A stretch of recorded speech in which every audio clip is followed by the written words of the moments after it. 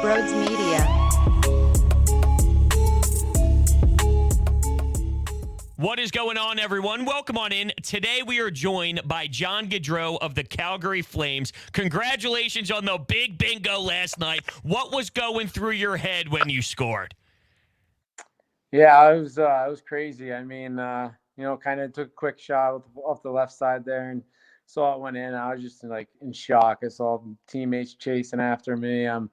Guys are jumping on top of me and crowds going insane. It was crazy. It was such a cool moment.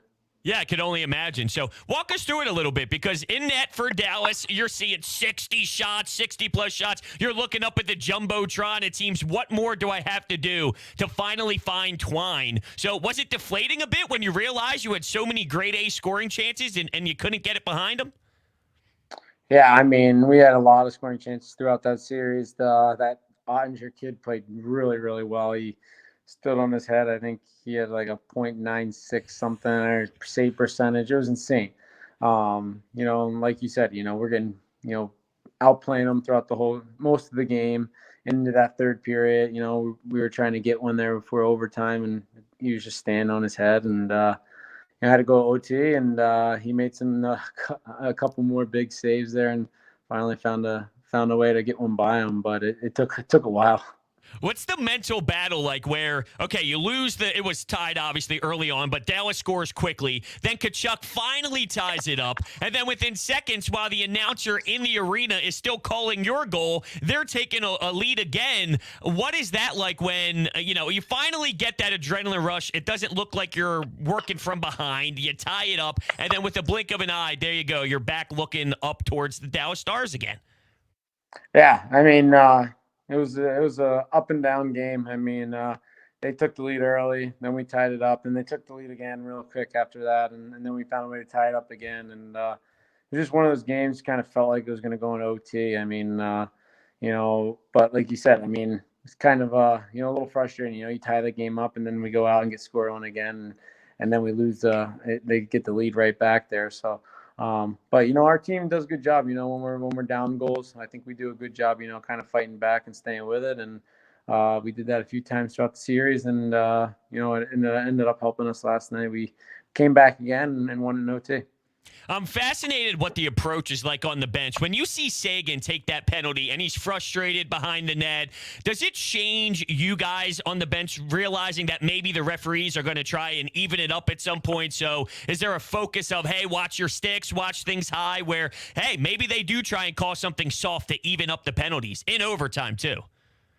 Yeah, I mean, if you're getting power play in OT, you're going to get one. That's your only opportunity, and they're probably going to be looking for the other team to take one too. So, but I think after that power play, we kind of just took over the overtime, took over momentum, and it's hard to give a team power play when a team's just constantly going down your throats and applying pressure in the ozone and getting shots on net. So it's almost you have a better opportunity to get another power play, but we found a way to kind of get pucks in deep and kind of grind their defense down. They had a long change, kind of felt like their D were getting a little tired, and their goalie kept standing on his head, and but found a way to sneak one by him there late in the overtime, and it was nice because we thought we had them on their heels throughout the end of that period. Yeah, for sure. So, look, you played in big environments before: Boston College, national championship game, World Juniors. What was it like in that building? And how cool is it, too? I'm sure you watched. I know I watched that replay until 4 a.m. staring at my screen. But the fans outside the arena as well. What was that atmosphere like? Yeah, it was crazy. I mean, one of the biggest goals I've ever scored in my life. I mean, like you said, I mean, I couldn't fall asleep till 4 or 5 a.m. Last night. I normally don't sleep well after games, but after something like that, you got the adrenaline going. You got millions of texts from your buddies, your friends, your families, and it was crazy. I was watching a video of the red lot outside our rink, and it almost looked like the screen was frozen. Everyone was just paying attention to the screen. I'm like, is it frozen or not? Like, I can't even tell. And next thing we get a chance, and I see a couple of heads move, and then I get the rebound and score, and then you just see this place erupt, and it's just a crazy atmosphere. So much fun to kind of be a part of that game and get a win there. Yeah, I absolutely loved it, man. It was really entertaining. So I got two more for you. I've talked to a couple different athletes about this, and I'm interested to hear your thoughts. When you're on a contract year, do you personally use that as motivation, or do you just go after it like it's a normal day? You don't worry about that, and then you play your game. It'll happen naturally, organically, and then, of course, you're obviously having a fantastic season. Or do you kind of use that to motivate you? No, I think guys definitely use it sometimes to motivate them.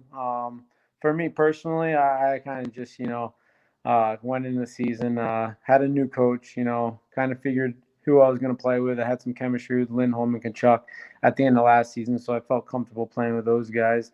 And, I thought, Daryl Sutter is a great coach for me. I love playing for guys who are hard on their players and stuff. So I kind of just knew it was going to, not new, but I kind of had a good feeling, I was gonna have a year here and try to help this team, try to win a Stanley Cup. And ever since the start of the season, there, we kind of just, as a team, just was playing really, really well. We kept getting better and better and better, and it's been so fun to be a part of it. Looking ahead, Battle of Alberta in the second round. As a hockey fan, I mean, you can't draw it up any better than this. But what's going on upstairs in your brain thinking about that rivalry? Yeah, it's crazy. It's crazy in regular season games. I can only imagine what it's going to be like in playoffs. I've been here for 9 years, and some of those guys on the other team been there for 9, 10 years as well, like Nugent Hopkins and Nurse, and we haven't had the opportunity to ever play against each other in playoffs. So I'm sure they're looking forward to it.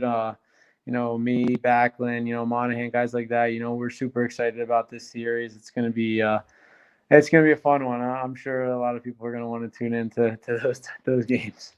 Yeah, for sure. Hopefully, it's not till 2 o'clock in the morning, though. A little bit earlier would be nice. But thank you so much, John. I greatly appreciate it. It was awesome. It was really fun to watch, and good luck in the second round. Yeah, thanks, bro.